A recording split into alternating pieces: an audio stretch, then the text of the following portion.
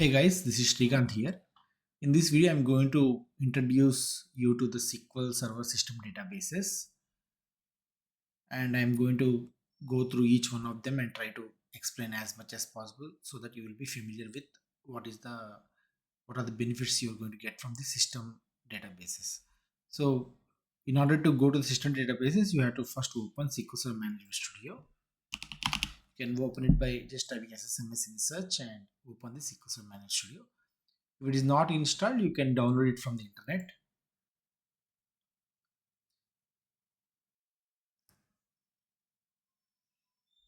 Yeah, and along with SSMS, uh, like you have to install database engine as well. If database engine is installed, you'll get some options over here. You can also find it from here. So just click OK. So go to the options and select Trust Server Certificate and connect. Okay, so now I'm connected to the SQL Server. So like okay, I am connected to SQL Server. Here you can see the database option. Here there is some another option, system databases. Inside that I see some system databases. So in databases, right, if I go here and create a new database, it allows me to create a database with its own name. Okay, I can give something like testdb2. Okay, testdb already exists. So if I click OK, it will simply create a database. These are the user databases. I'm not going to discuss about these things. I'm going to discuss specifically about the system databases. So here you see master database, model database, MSDB, TempDB. Okay, there is one more database, resource DB, that won't appear over here, and there is one more database called distribution database that too won't appear over here. That appears when you configure replication on the server. Okay, so we'll not go through the like distribution database now. Maybe like it's for a separate discussion. So let's go through these four databases. Okay, we'll exclude resource database also. Maybe we'll do another video on that. So let's check the master database. Okay, so master database, imagine we are creating some login on a SQL server. So you go to the security, go to the logins, create some login over here, right? And you can also see if there are any existing logins on the server. So all these logins, right, they reside in the master database. Okay, so even when you create some databases, right, that information also will reside in the master database. So how to explore, you can go to the tables and you can see the system tables, right? Okay, external tables. Yeah, maybe views. Let's see. Okay, so there are a lot of views. Yeah. So okay, see, you can't simply go through these views and tables and understand what exactly is present, especially for master database, because uh, they are being fetched from some internal, most of the storage is done in the background, not which is not visible over here. Okay, so even though uh, for example, if I said databases will be here, right? So if I go here, it won't allow me to check the script of it. So then I don't know what is the underlying table used for review. So that's fine. Okay. But if you want to query, you can just go here and query. And these are a lot of views that were available. Like you don't need to know everything. Okay. Few things are important, like logins and databases. So if you see database, you see a lot of views related to database files. Okay, these are important. Okay, at the same time, you don't have to remember all of them. As you go along, you can understand that information. You can also see that DMVs. Okay, DMVs information is also over here. Okay, yeah, good. So let's go to the next database, model database. So model database in particular will not have anything, but it is a template that is used while creating new database. So if you go here to properties, okay, and go to options, okay, so here the recovery model is full, right? For example, whenever a new database is created, I want that to be created in a simple recovery model.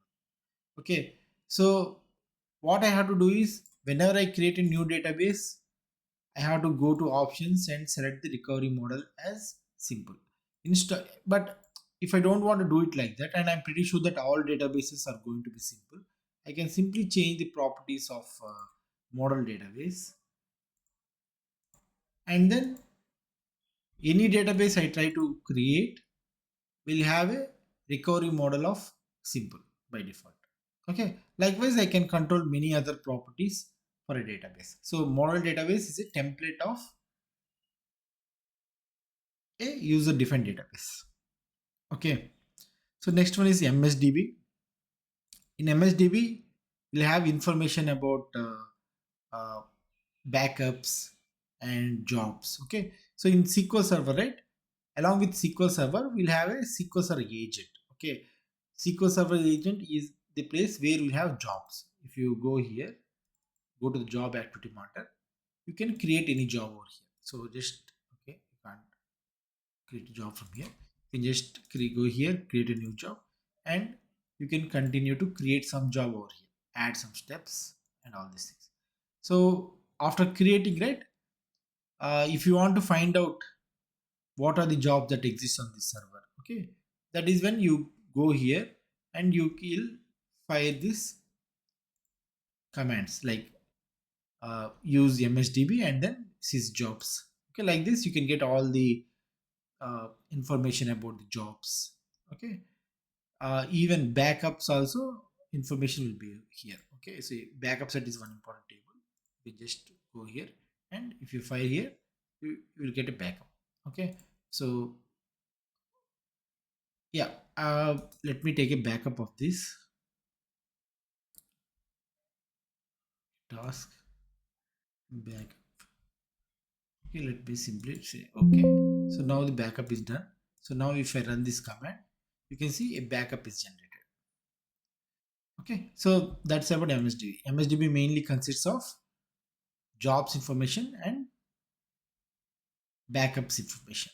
Even it will also have restore history also. If you restore a database, that history will be stored in MSDB. Next thing is a tempdb. So tempdb is a temporary database where, for example, when you try to do something on this database, okay, use test db2, and you want to do some operation, uh, like you want to create some table, but that table you don't want the table to be in test tube. So in such cases, you what you do is you create table like this.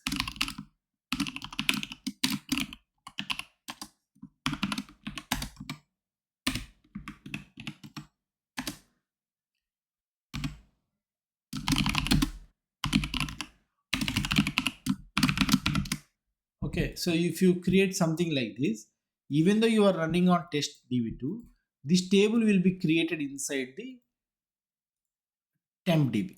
So that's the main purpose of tempdb. Okay, and so like you got it, not just creating table when you try to perform some operations. Okay, so based on that, the temporary tables will be created. And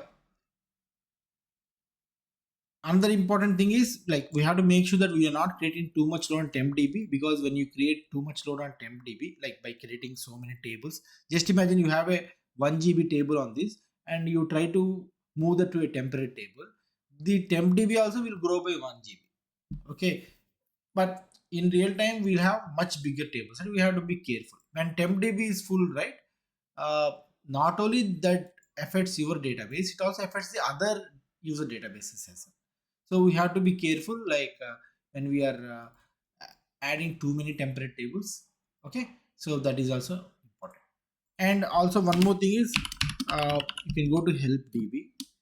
Okay, and based on the tempdb uh, start time, you will be able to understand when exactly the SQL server is restarted. Okay, on February 16th it got created, which means that on February 16th this server got restarted. Okay, another way is restart databases. Okay, so here you can get the exact time on 16th This time it got created. So after that, the server is not restarted. Okay. Yeah. I think that's it from me for this video. Hope this video is useful to you. Thank you so much for watching. Have a good day.